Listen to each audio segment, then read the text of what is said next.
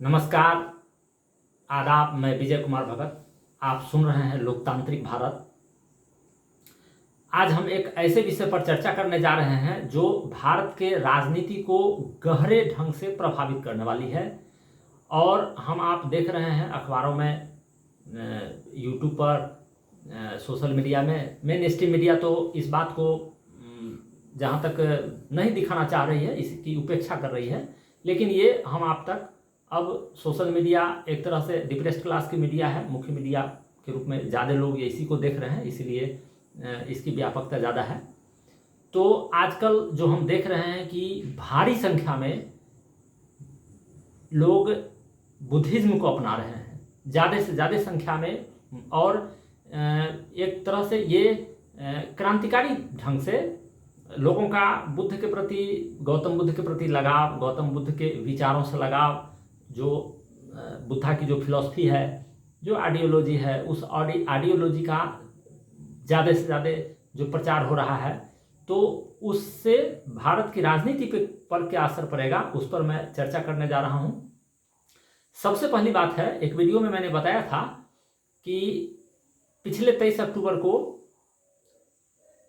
एक सुनवाई होनी थी, जिसे टाल दी गई है। वो चूँकि अभी का जो सिस्टम है, वो यहाँ के शासक वर्ग बहुत समझदार हैं और वो काफ़ी दूरदर्शी भी हैं। तो ये जो हिंदुत्व की जो मांग हो रही थी, जो भारत में हम लोग देख रहे थे कि हिंदू राष्ट्र की मांग करने वाले लोगों की संख्या बढ़ने लगी थी, तो ये बुद्धिज़्म का जो प्रभाव जो बढ़ता जा रहा है, जो लाखों लाख की संख्या में जो लोग बौद्ध बनते जा रहे हैं, और सिर्फ SC ST नहीं बल्कि OBC के लोग भी बनते जा रहे हैं, और कई तो सवर्ण लोग भी बहुत सारे बनते जा रहे हैं। ऐसे मेरे कई मित्र हैं ऐसे जानने वाले जो बुद्धिज़्म से लगाव रखते हैं। तो उसका जो दूरगामी प्रभाव है वो मैं उस पर चर्चा करूँगा। भारत का जो संविधान है, भारत का जो समाज है, वो विविधता में एकता का संस्कृति है। उसमें बुद्धिज़्म के प्रभाव से वो एक सामाजिक समीकरण, जो अल्पसंख्यक लोग हैं, क्योंकि अभी बुद्धिज़्म अल्पसंख्यक ही हैं, तो जो अन्य अल्पसंख्यक हैं जैसे ईसाई, सिख, मुसलमान, तो जो अल्पसंख्यक लोग हैं, उन अल्पसंख्यक लोगों की तादाद उससे बढ़ेगी, बुद्धिज़्म भी उसमें जुड़ेंगे। तो जो बहुसंख्यक वर्ग की जो थोड़ी सी तानाशाही जो दिखने लगी थी कुछ दिनों से, तो बहुसंख्यक वर्ग की तानाशाही को बैलेंस करने के लिए ये जो कमज़ोर वर्ग हैं, अल्पसंख्यक मतलब कमज़ोर वर्ग, जो कमज़ोर वर्ग हैं उस तरफ लोगों का रुझान बढ़ रहा है। इसका सबसे जो नुकसान है, वो सबसे ज़्यादा नुकसान BJP RSS को होने जा रहा है, इसलिए कि ये लोग खुले तौर पर भले ना स्वीकार करते हो, लेकिन उनके कार्यकर्ता गांव-गांव में घूम कर लोगों को इस बात के लिए कहते रहते हैं कि हिंदू हैं तो BJP को वोट दीजिए, हिंदू हैं तो BJP को वोट दीजिए। जो स्थानीय स्तर के कार्यकर्ता हैं, इस तरह से हम लोग के भी पास ऐसे बहुत सारे लोग जो उनके प्रचारक लोग होते हैं, वो इस तरह की बातें कहते रहते हैं।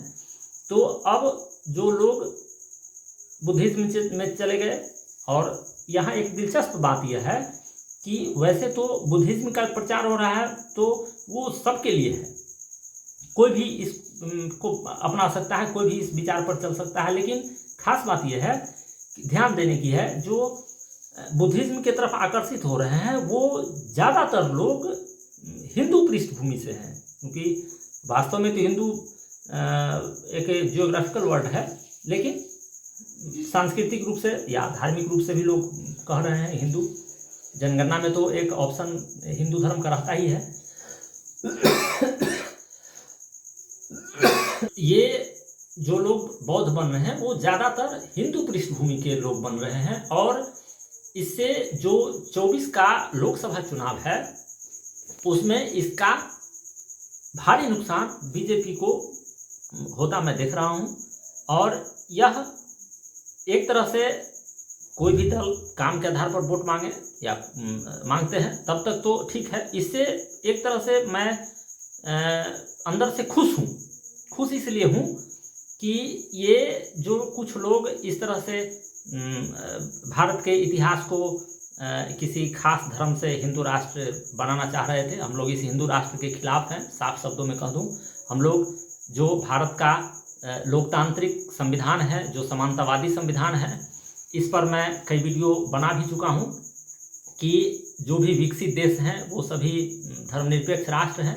तो भारत का जो धर्मनिरपेक्ष स्वरूप है, भारत का जो संविधान है, उस संविधान को एक तरह से समझिए कि ये मजबूती देने का काम हो रहा है। जो जिस तरह से माहौल बनता दिख रहा है, और ये माहौल यदि और ज़्यादा से ज़्यादा लोग बनते हैं, ज़्यादा से ज़्यादा यदि इस तरह से खबरें आती हैं, तो इसका भारत के राजनीति पर मुझे लगता है कि अच्छा परिणाम होगा। और यह एक सुखद समाचार है, क्योंकि बुद्ध की शिक्षाएं मानव के लिए कल्याणकारी हैं। सबसे जो बड़ी बात है कि बुद्धिज्म में वर्णाश्रम व्यवस्था नहीं है, कोई ऊंचा नहीं है, कोई नीचा नहीं है। इसमें ये सभी बराबर हैं, सभी इंसान बराबर हैं, चाहे वो किसी जाति के हों, किसी धर्म के हों, कोई कहीं से आए। ये बुद्धिज्म का जो दरवाज़ा है वो सबके लिए खुला हुआ है, और जो भी शोषित पीड़ित लोग हैं उन सब के लिए तो यहाँ खास है।